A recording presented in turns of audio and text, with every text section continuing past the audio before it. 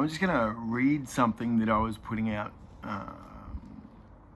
a few weeks ago. It's called Introducing Noel O'Rourke, the First. From the age of 16 to 42, I struggled with many forms of addiction.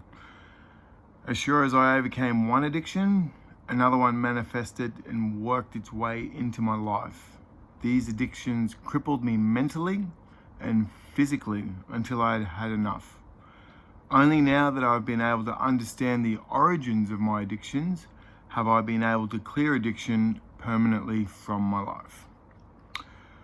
At the age from 12 to 16, I was excelling at a sport called rugby league. I go through why I was excelling. A bit of that is a little egotistical, but a little bit truth as well. I was a very dumb footballer until some fantastic coaches got a hold of me, and they turned me from a dumb footballer to a very smart footballer. Okay, I'll pick this up. I had a dream to play State of Origin. That lay dormant in me for very many years. My father instilled that dream in me because he basically told me if I apply myself, I was good enough. So from the age of 16, that's where he told me. So over the next 26 years, I moved from insignificant job to insignificant job, played a few seasons of social football, and more importantly, I moved through many forms of addiction. Until my birthday this year, I started a journey to clear myself from addiction. I've rediscovered a love and passion for life. I hardly ever walk down the street without a gleaming smile. I dance down the street to the funky beats that are playing through my headphones. I don't rest between sets at the gym. I dance there too. I don't listen to music. I sing along. I wear propeller hats and peacock pants in public. And I know 100 silly puns and jokes. Yep. I did have an amazingly fun time at my mother's funeral. And that's the way she would have loved it. 2020 has been a very challenging year for most, but for me, it has been amazing. April 19, this is my 2020. April 19, I completely broke down and realized I needed to rid myself from addiction for the remainder of my life. Over the following months, I attended health retreats, and on August 10th, I released myself from my last two addictions, which were work and sugar.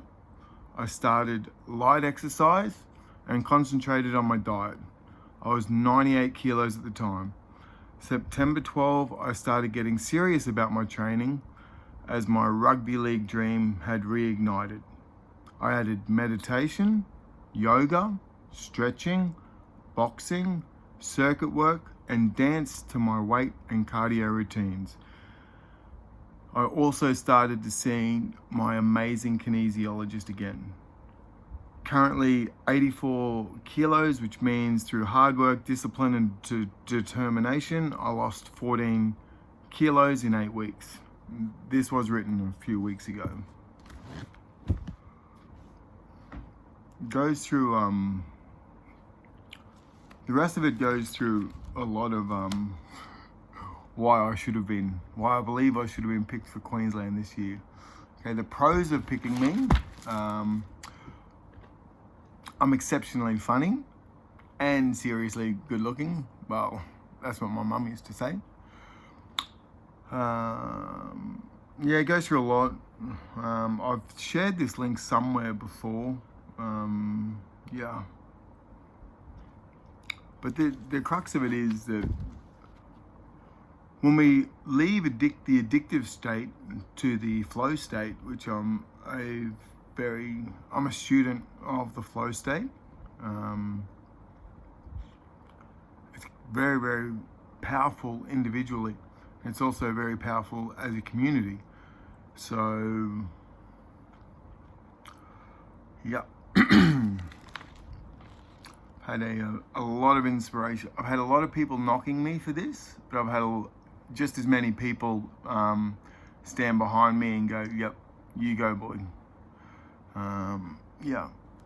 So, jobs I believe I am the man for.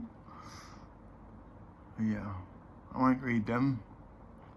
The jobs I would happily accept in a rugby league team was coach, assistant coach, media manager, motivational speaker, trainer, meditation guide, yoga advocate, team babysitter, tackling bag holder, punching bag holder, ego stroker, phone holder. We know how they can all be troublesome to those rugby league players, those bloody telephones. I could be the comedian. I have a couple of really funny stand-up routines. I could be the water boy, or I could be the water boy's water boy. We know how Alfie gets tired. I could be the ball boy, boot polisher, orange peeler, dressing room cleaner, beer fetcher at celebration party, coffee fetcher for those morning runs, mascot in my peacock pants and propeller hat. And I could also be a crowd controller, but that could be counterproductive, as most of the crowd will just be there for my good looks, charm, and peacock pants. So for those of you who don't know me, there's a lot of tongue-in-cheek and a lot of realism in that. I still take supplements. I still take psychedelics.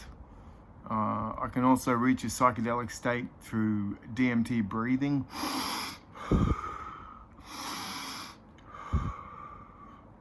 A lot of my psychedelic use was just a stepping stone to where I can go now, just in here. And yeah, just as much as I love Queensland, I also love New South Wales. I love them to beat us so they can inspire us to greater.